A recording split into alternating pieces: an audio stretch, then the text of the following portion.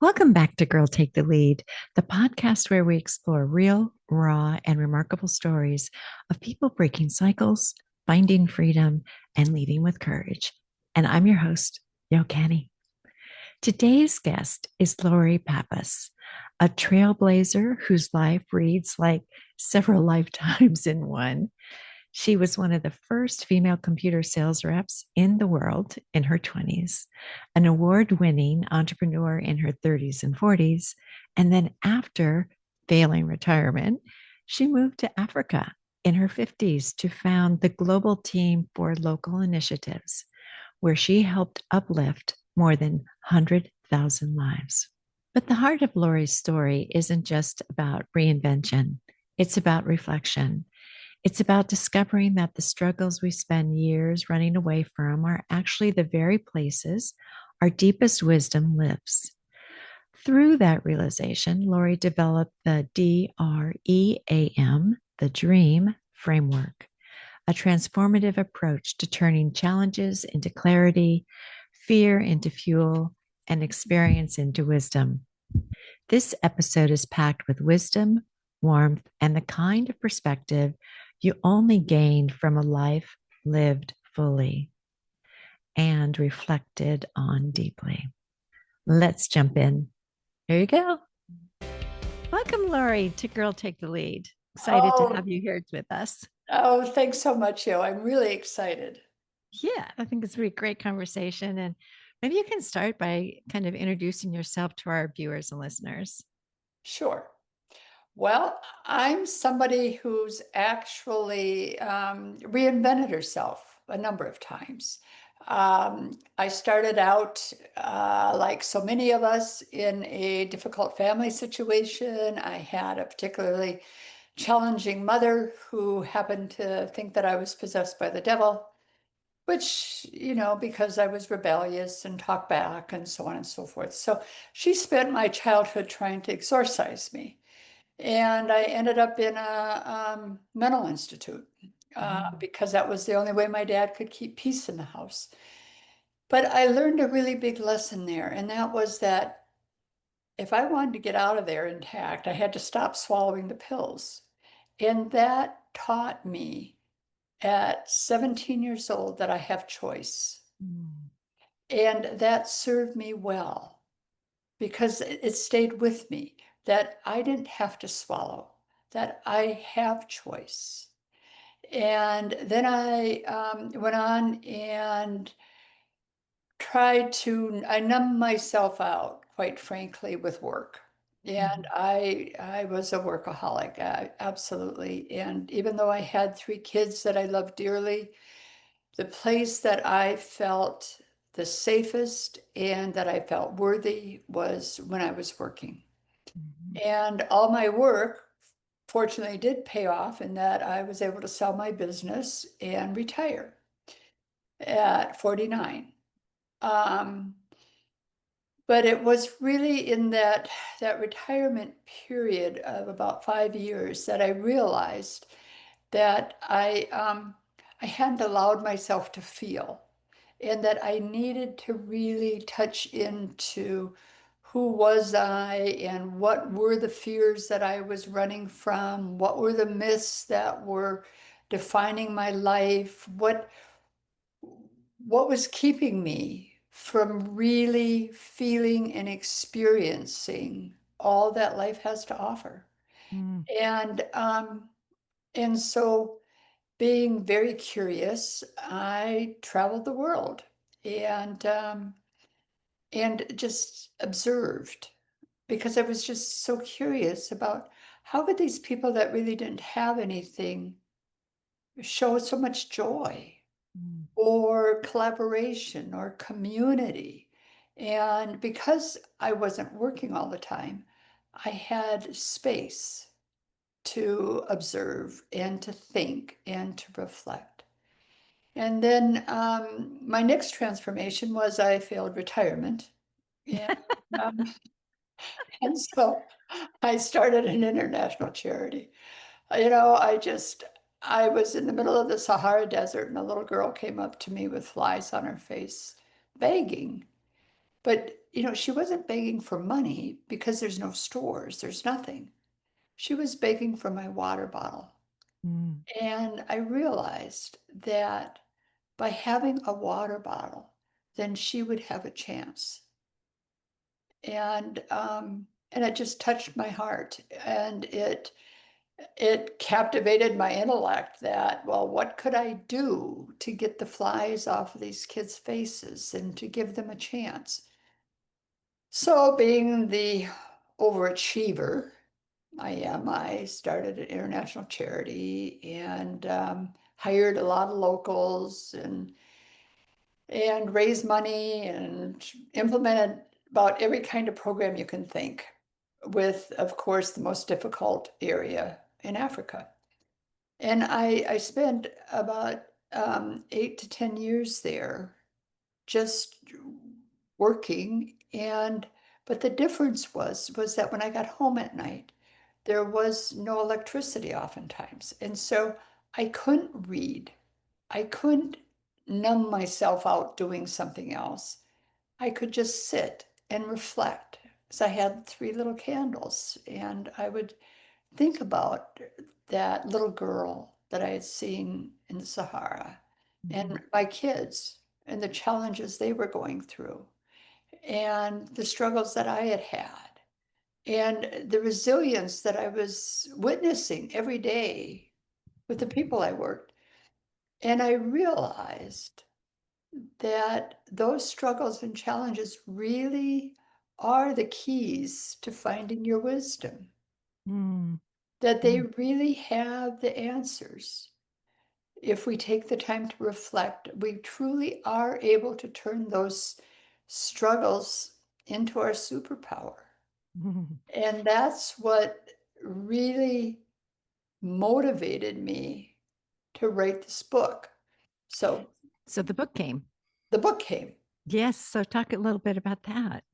The Okay. magic of yes. The Magic of Yes. And that title came to me even before I went to Africa, because I guess I was just thinking about the magic in my life by saying yes. I mean, I love to say yes, and I love to learn, um, and it just really works. It really, really works. And it works because as we framed up the book, it's framed as saying yes to the card, to winning with the cards that I'm dealt, and Mhm. saying yes, I'm going to set boundaries, and yes, I am going to forgive, and yes, I'm going to take risks so I can explore new opportunities, and yes, I'm going to I'm going to do these different healthy behaviors that opens up the world of possibility.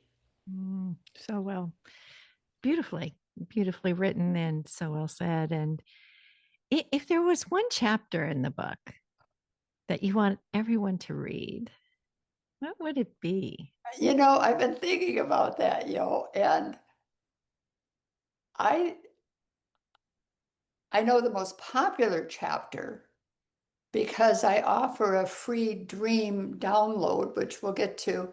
Mhm. The one that's downloaded the most is forgiving myself and others. Mm. And that's a really good one for me to remember.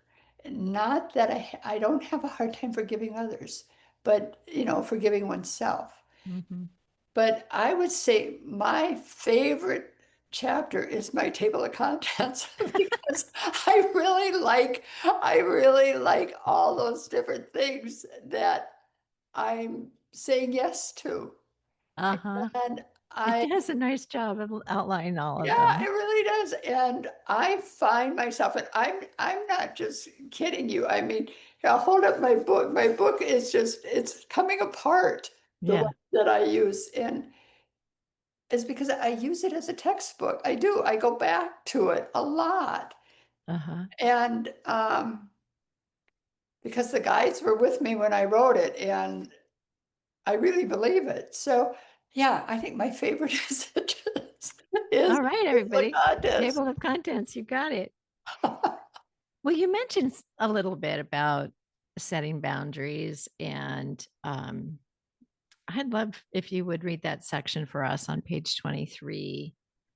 And really, boundaries are the bedrock of self-care. They help us take care of our mental health and ensure that our well-being is respected. Alyssa Morantz advises us to first identify what myths we have regarding boundaries. In her blog series, Overcoming Barriers to Setting Boundaries, she says that we need to gain a clear understanding of our myths, which will help explain what keeps us from advocating for ourselves. And I would just say that that was one of my biggest struggles, Mm, was advocating for myself. mm, So here are the myths that compromise self-care, some of them. Myth one, other people's needs are more important than mine. Huh, how many of us have said that? Hogwash. Some people influence more people than others, but no one has more right to your sanctity of being than you. As we can see on Brenda McIntyre's website, Medicine Songwoman, Indigenous Wisdom from Elders, teaches that when you make yourself top priority, you open up so much more space within yourself, and your ability to hold space for others opens up too. mm, My sisters and I were repeatedly told that the biggest sin of all is the I in the middle of the word. Recognition for good performance? Well, that's sin of pride. Recognition for being innovative and creative? Sin of disobedience. Striving to achieve results or possessions? Sin of envy. It's tough to value yourself when you're shamed for achieving or performing. Shaming is the real sin. It mm, sends the message that you're not worthy. It demeans and shows disdain. Myth two, I don't deserve to get what I need or want. Not true. You deserve to be heard. Speak up for what you need. Call upon your wise woman sisterhood to give you courage and hold your hand. Stand tall and try not to cringe. mm, You know your story. You know the adversities you have overcome, the challenges you have grown through. Think about your success. You are resilient. You're still standing. You have the right to get what you need. You're worthy. And myth three, setting this boundary will lead to conflict that I cannot handle. Take time to breathe and then stop catastrophizing. As Alyssa Morantz assures us, the feared consequence of setting a boundary is generally worse than the actual outcome. Get clear on what your fear is, i.e., confrontation, conflict, the person getting mad. Ask yourself how likely that outcome is. Ask what would happen if it did. What's the worst result possible? And how would you deal with the consequences? Visualizing positive next steps is incredibly powerful. mm. Love those myths. I know, they just haunt us, don't they? They are, and I think you captured quite a few of them where we're less than, and you get, we can do some work on that to shift it. Right. And which of the myths do you think you resonated most with? Well, for me, it's other people's needs are more important than mine. Mm, That was the one that I resonate the most with because I I had one of my biggest challenges was to learn to self-advocate. mhm, You know, it's mhm. easy for me to advocate for others, and I have all the way up through the UN. I mean, it doesn't bother me. But for me to Yeah. advocate for myself, and that really goes back to the self-worth issues, Yeah. because that's a challenge that I personally struggled with is my self-worth. I have recently gotten a little insight into advocating for myself. Um, like when I go to the dentist, Hmm. I used to just tough it out, never Hmm. say that hurts or could you not do that or don't use that air here. Yeah, um, but I realized that if I tell them what I need, it actually makes their job better. it does. I didn't ever see that before because Yeah, when you're just worried about yourself and your own, you know, what you think you're going to be, I didn't realize how that could improve other people around me if I advocated for myself. right, right. And I'm much better now at the dentist. I really spent some time on it because as a young child, I had to go to the dentist and I had lots of cavities. Mhm. I didn't grow up with fluoride toothpaste. Right. I know, we did. And I had a lot of cavities. So I had a lot of work done and a lot of pain. Um, so going to the dentist up until recently was just an awful event. And I would make the experience for the other people around me, all the technicians, the dentist, everybody knew, oh my God, here comes Yo. But now I kind of have shifted it where I can see that if I say, I just want to remind you, I have very sensitive teeth. Please don't, blah, blah, blah, blah. Let's warm the water if we can. You just, whatever I can do. If they go, oh, okay. Everyone is aligned. There's alignment then Hmm. when we advocate for ourselves.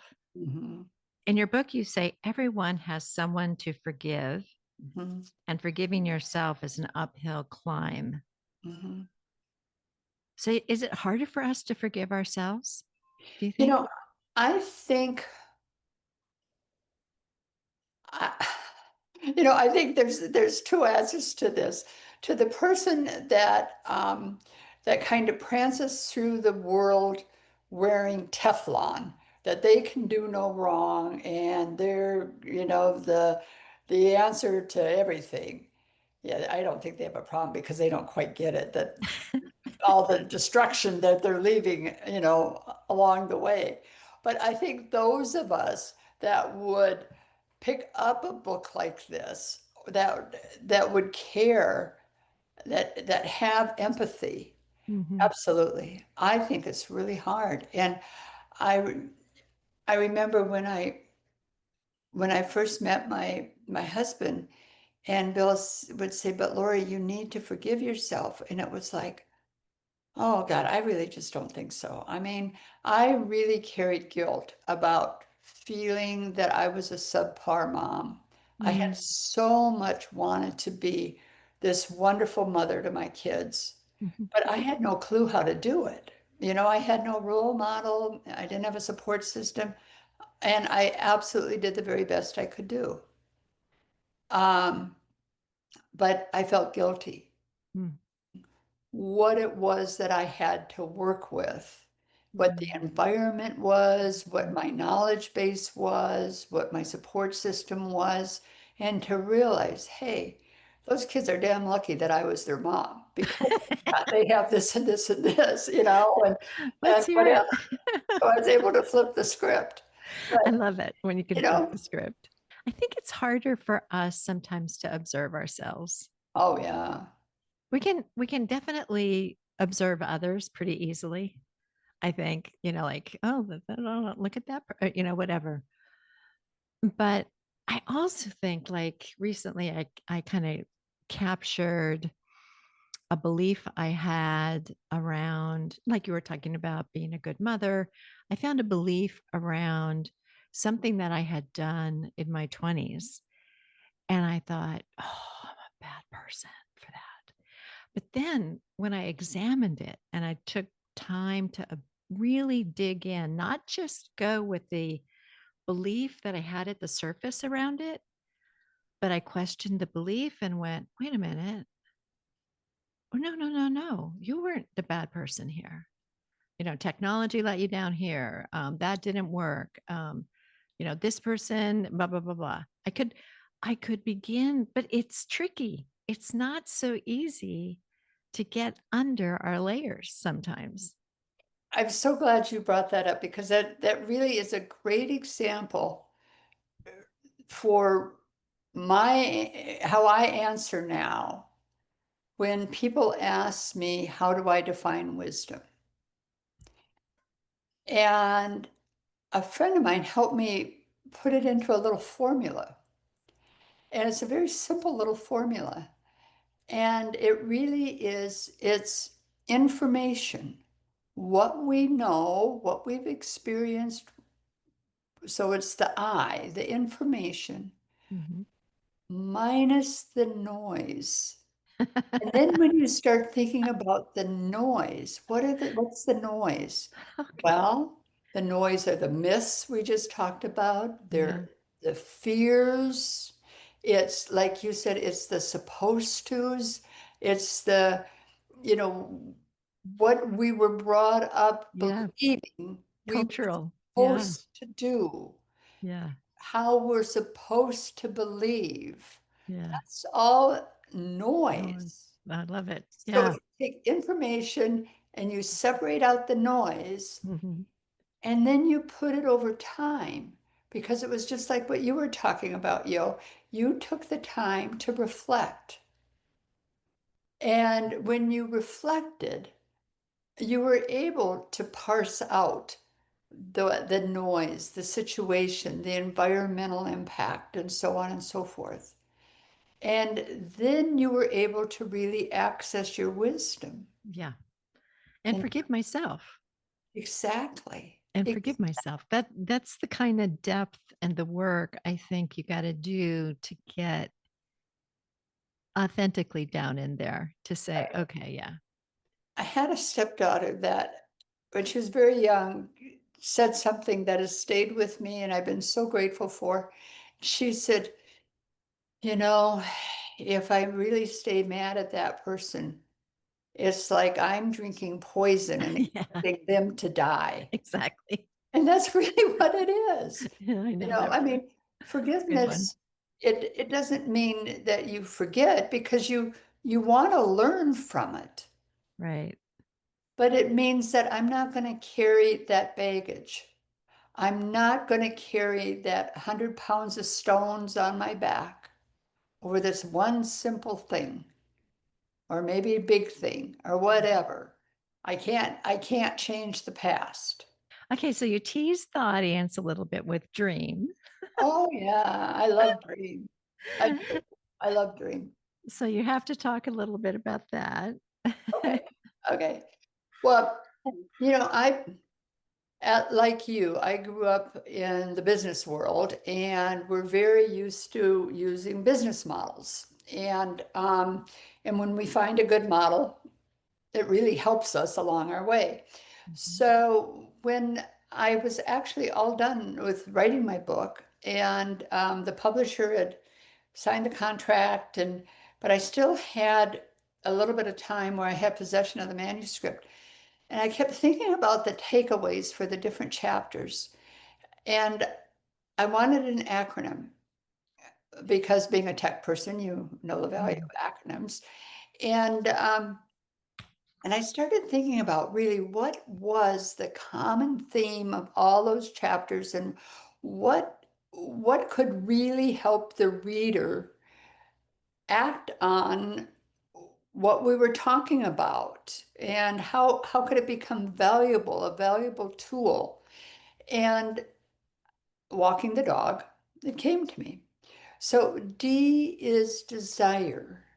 And that really is, well, what do you need? Now, the one thing I want to say here is that it doesn't work if you say, oh, I need Tom to love me, because you don't get to choose Tom's behavior. It's Mhm. what do you need that you can impact? Well, Mhm. what do you need? And then that reflect, the R is for reflect. And that really is, well, what do you know? But now that's a really good place to start pulling out that noise. Mhm. So okay, this is what I need. Now, what are the fears that might be holding me back, or the myths that might be coming into play, or the Mhm. supposed tos? And then the E is for explore. Well, what can I find out? What is there that can help me? There's more information. There's so much learning available. And so exploring those possibilities. And then A is for acknowledge. And I think A is really, really important. And it's two-sided. A, acknowledge, hey, you're here, you're standing, you're resilient, you've got courage.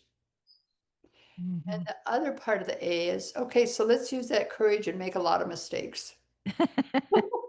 Done that a few times. Yeah. I mean, the more little mistakes you make, the less big mistakes you're going to make. Yeah. So acknowledge your ability to still stay standing and then start making a bunch of little mistakes so then you can try new things. And then the other thing to acknowledge is, life can really suck at times and bad things can happen. Mhm. But that's the human experience. That's what it is. And that's why the M, the mantra, is so important. I think it's really important to have a saying, a song, a prayer, something that encourages you. I have a friend she's a very beautiful former soap actress, in fact, but her mantra is, I don't shrink to fit. And Mm. I have another friend who is really an expert on how to embrace discomfort. And hers is, I'm going to make discomfort my bitch. And another, and another one who says, you know, she wakes up every morning and her mantra is, I'm having PMA today, not PMS, and that positive mental attitude. So it doesn't have to be some lofty poem. It's just what works for you. Yeah. And what I have found, and what my readers are telling me, is that when they start using Dream, they really are able to access and harvest that wisdom and Mm. put it into action so that then they are able to find more inner peace and happiness. Mhm. And it works. It really works. I mean, I use it every day. I still use it. It's a wonderful way to wake up in the morning and just sort of do a check, of Yeah.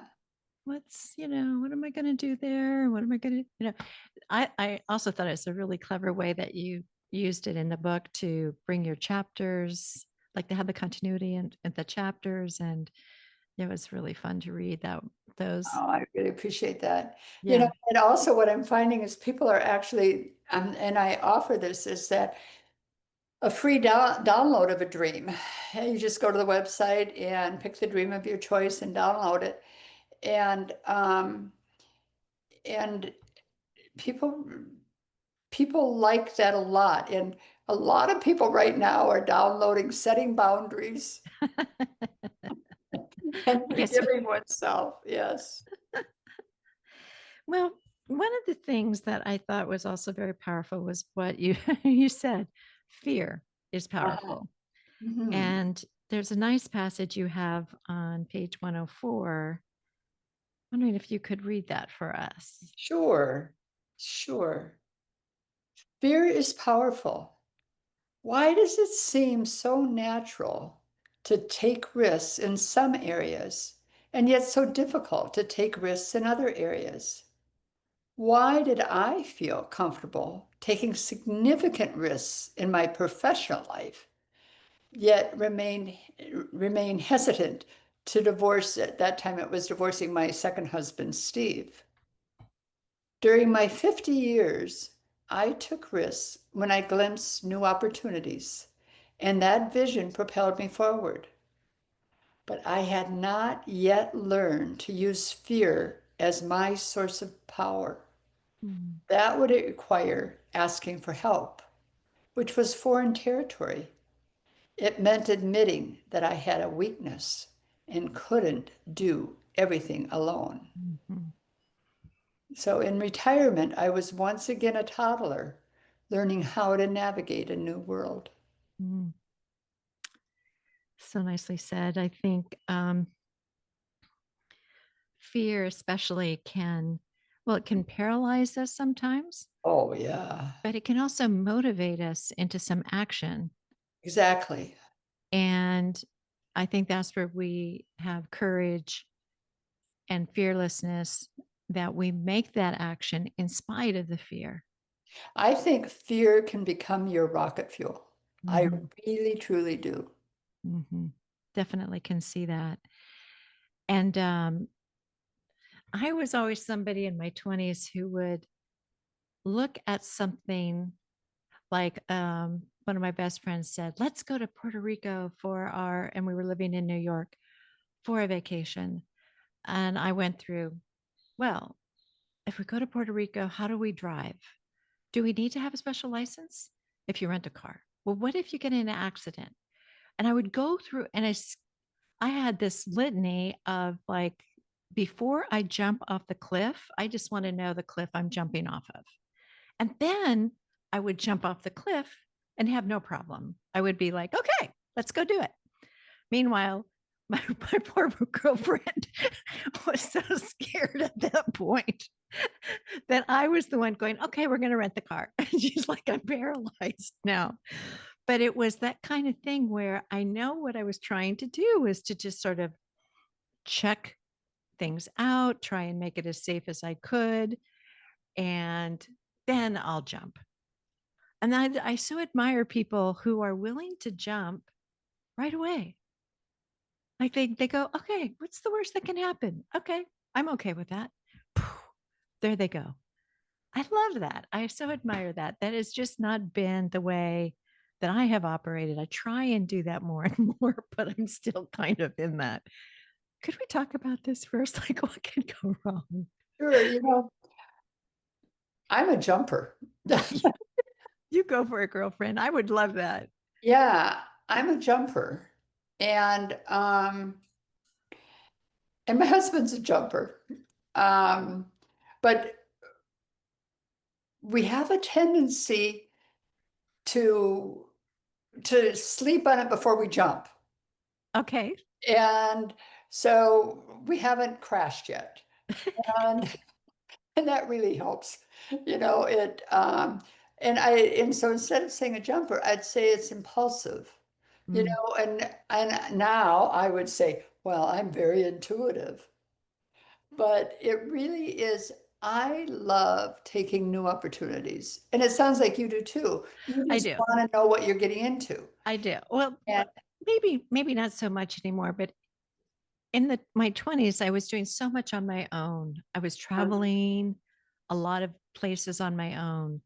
Um, I had that period of time where I was just gotta go experience that, just gonna go do that. Um, but I think now I would definitely say that's not quite so interested in those risks. yeah, yeah, yeah. Anyway, it's good to see how these It is interesting how change. we evolve in those It different does. areas. And I think that, but I think what we're really talking about here is the curiosity. Mhm, We both have really a broad bandwidth for curiosity, a lot of curiosity. mhm, And curiosity is critical. mm, It's it's curiosity is to the brain the same as nutrition is to the body. mm, Is that if you don't have curiosity, your brain starts to calcify and stagnate. mhm. It does. It's mind fuel. And so I think that's really what we're talking about is Yeah. that curiosity. And so it's just a matter of what's our process to satisfy that curiosity. Mm. Well, we could talk forever, as we know we can.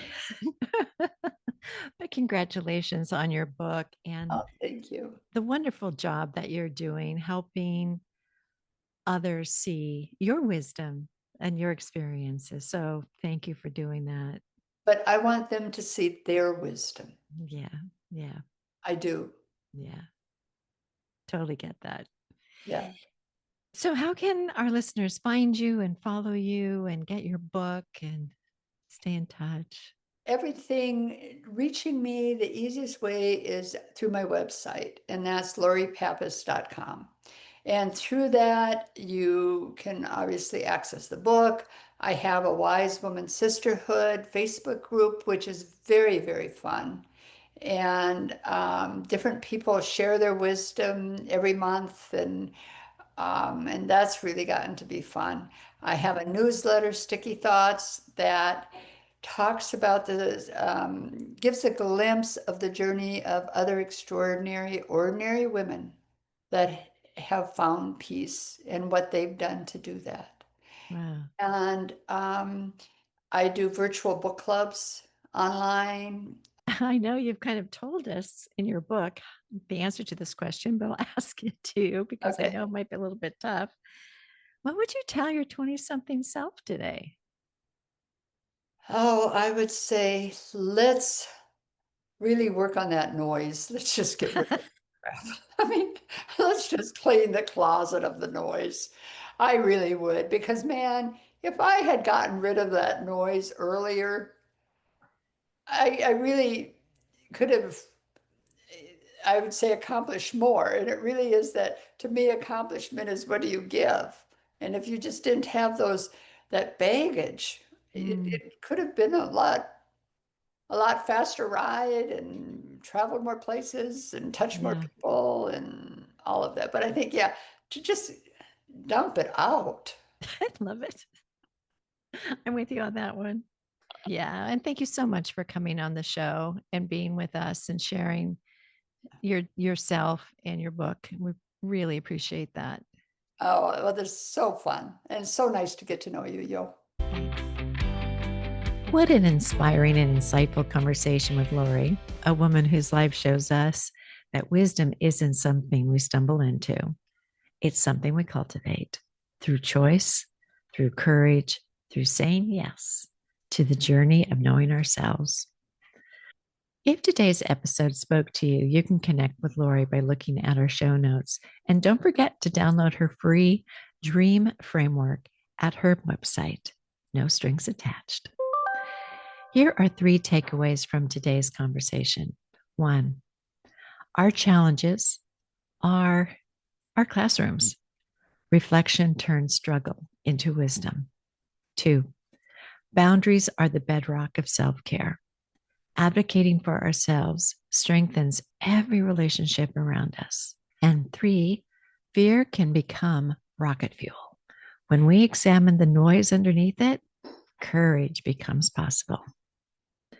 As always, thank you for listening, for sharing these stories, and for choosing to grow alongside this community. If you enjoyed today's episode, please follow the podcast, leave a review, or share it with someone who's ready to embrace their own wise woman within. Next week on Girl Take the Lead, we'll be joined by Derek Krager, an educator, builder, and visionary who grew up autistic with ADHD and dyslexia and turned confusion into clarity. Derek built Amazon's highest rated employee training program and is now on a mission to bring human first AI to the world. Through his company, Practical AI, and his book at humanfirstai.net, he's reshaping how people receive guidance, training, and mentorship. Not someday, but in the moment they need it. Until then, take care of your heart, lead with courage, and remember, we got this. Talk soon. Bye.